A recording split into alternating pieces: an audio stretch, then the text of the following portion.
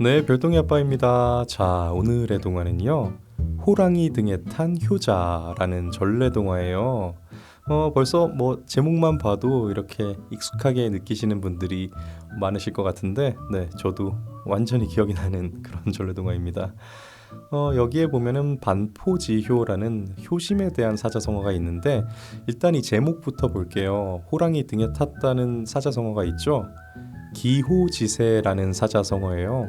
말 그대로 호랑이를 탄 기세라는 뜻인데, 우리가 호랑이 등에 타버리면 이걸 뭐 내리지도 못하고, 그렇다고 해서 또 계속 가는데 이게 내 의지로 가는 것도 아니고, 안 가고 싶은데 내리지도 못하는, 그런 옴짝달싹 못하고 그대로 흘러가는 대로 가야만 하는 그런 상황을 기호지세라고 합니다. 그래서 정치권 뉴스에도 많이 나오는 것 같아요. 근데 일상생활에서도 우리가 많이 겪게 되는 상황이니까, 네, 상식적인 그런 사자성어로 하나 알아두시면 좋을 것 같습니다. 자, 그러면 한번 들어가 볼게요. 자, 시작하겠습니다. 호랑이 등에 탄 효자. 옛날하고 아주 먼 옛날, 깊고 깊은 산골에 숯을 구우며 홀어머니를 모시고 사는 총각이 있었어요. 어찌나 정성껏 어머니를 모셨는지 산 아래 마을부터 강 건너 마을까지 효심지극하기로 소문이 자자하게 퍼졌지 뭐예요. 여느 날과 마찬가지로 총각은 아침 일찍 숯을 팔러 장으로 갔어요. 숯을 팔아 어머니가 좋아하시는 생선도 사고 과일도 살 생각에 흥이 났죠. 그런데 그날따라 장보기가 더뎌 그만 날이 훌쩍 저물고 말았어요. 이런, 어서 서둘러야겠다. 어머니께서 얼마나 걱정하고 계실까? 총각은 종종거리며 걸음을 재촉했어요.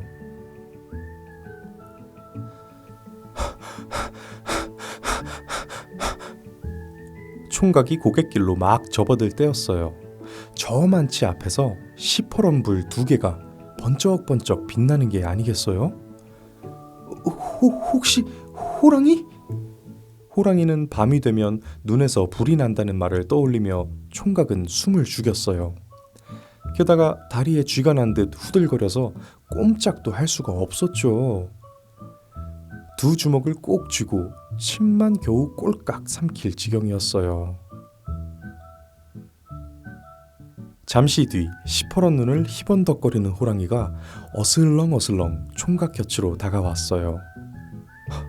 이제 난 영락없이 죽었구나. 총각은 숨을 딱 멈추고 2눈도 질끈 감았어요. 그러자 홀로 계신 어머니 얼굴이 떠올랐죠. 내가 죽고 나면 우리 어머니는... 총각은 눈물을 글썽이며 호랑이에게 부탁했어요. 호랑이야, 마지막으로 어머니께 따뜻한 밥이라도 지어 올리게 해다오. 밥만 지어드리고 곧 올 테니 제발 부탁이다.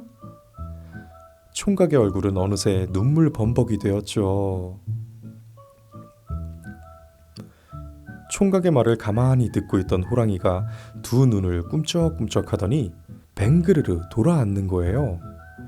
그러고는 꼬리로 제 등을 툭툭 치지 않겠어요? 네 등에 타라는 거니? 총각이 눈을 동그랗게 뜨며 묻자 호랑이가 고개를 까딱까딱 하는 거예요. 총각이 바들바들 떨며 호랑이 등에 올라탔어요. 어흥 어흥. 호랑이는 크게 울며 바람처럼 고개를 넘어갔어요. 집 앞에 도착하자마자 총각은 우선 어머니께 인사하고 부엌으로 갔어요. 눈물을 훔치며 총각은 정성껏 밥상을 차렸어요. 오늘은 유난히 밥맛이 좋구나. 환하게 웃는 어머니를 보며 총각도 미소를 지었죠. 맛있게 많이 드세요, 어머니. 총각은 어머니 숟가락에 반찬을 올려주고는 고개를 돌리며 한숨을 푹 쉬었어요. 그리고 밖에 있는 호랑이에게 몰래 가서는 조금 더 기다려달라고 애원했어요. 그런데 정말 희한한 일이 벌어졌어요. 총각의 행동을 물끄러미 지켜보던 호랑이가 산 쪽으로 휙 고개를 돌리는가 싶더니 어슬렁어슬렁 가버리는 게 아니겠어요? 그로부터 며칠이 지났어요. 그날도 총각은 숯을 다 팔고 집으로 가고 있었어요. 숯을 판 돈으로 어머니께 드릴 고운 비단치마, 예쁜 꽃 고무신을 사가지고 흥얼흥얼 콧노래를 부르며 구불구불 고갯길로 들어섰어요. 그런데 그때 집채만한 것이 눈앞을 딱 가로막는 거예요. 총각은 그 자리에 우뚝 멈추어 섰어요.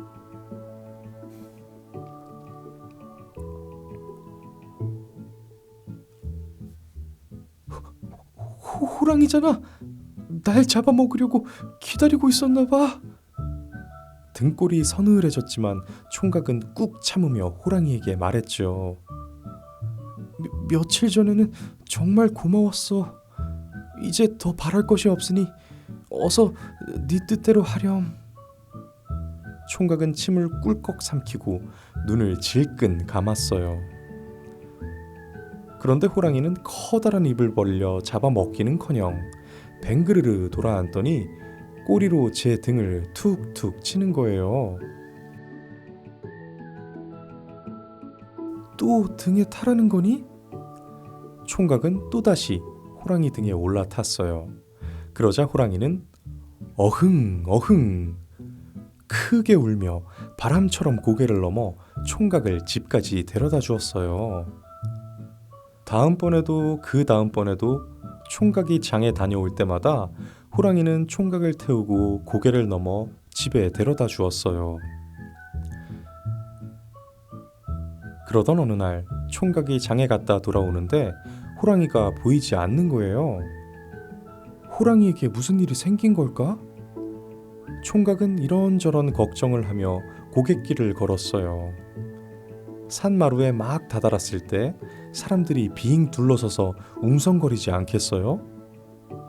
가까이 가보니 호랑이가 커다란 구덩이 속에 빠져서 으르렁거리고 있는 거예요. 늘 총각을 집까지 데려다 주던 바로 그 호랑이였어요.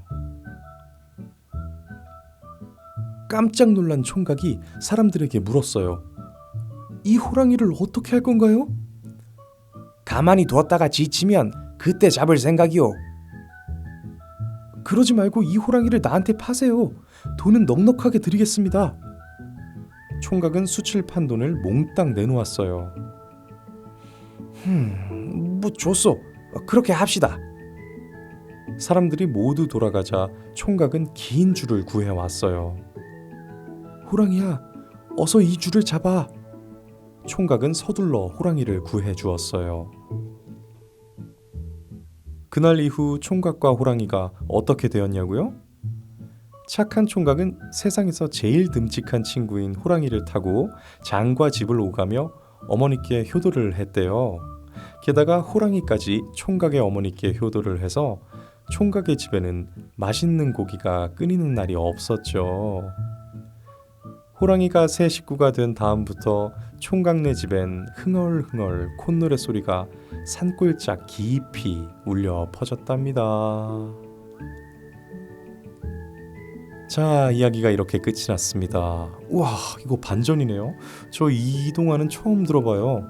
제가 알고 있는 은혜 갚은 호랑이는 아마 저랑 생각이 같으신 분이 많으실 텐데 그 외 아이고 형님 어찌 여기 계셨소 이러면서 마치 어렸을 때 헤어진 형님이다 이렇게 해서 우리 어머니께 가자 이렇게 해서 호랑이가 진짜 자기의 그 어렸을 때 헤어진 동생인 줄 알고 그리고 자기의 진짜 어머니인 줄 알고 그런 내용이었잖아요. 근데 어찌 보면은 그때는 호랑이가 불쌍했는데 이번 전래동화는 더 모두의 해피엔딩인 것 같아요. 더 이상적인 것 같습니다.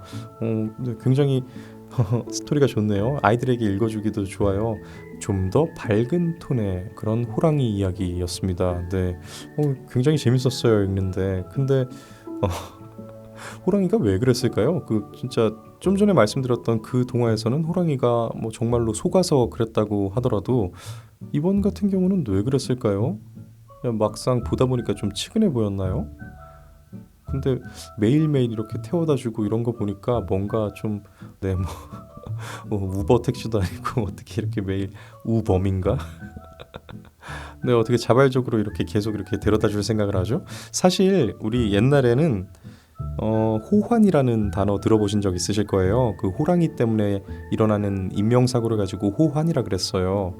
그 과거에는 시베리아 호랑이의 한 종류죠. 이 백두산 호랑이, 이 한국 호랑이라고 불리는 그 호랑이가 우리나라 국토 전역에도 굉장히 많았죠.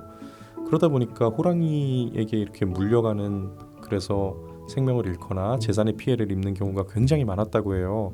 그래서 조선시대에도 착호갑사라는 그런 직급을 따로 두어서 이 호환을 뭐 예방하고 또 호환에 대비하고 또 이렇게 해결하는, 네, 그런 기구도 있었다고 하는데, 때문에 호랑이에게도 민가는 상당히 부담스러운 곳이었습니다.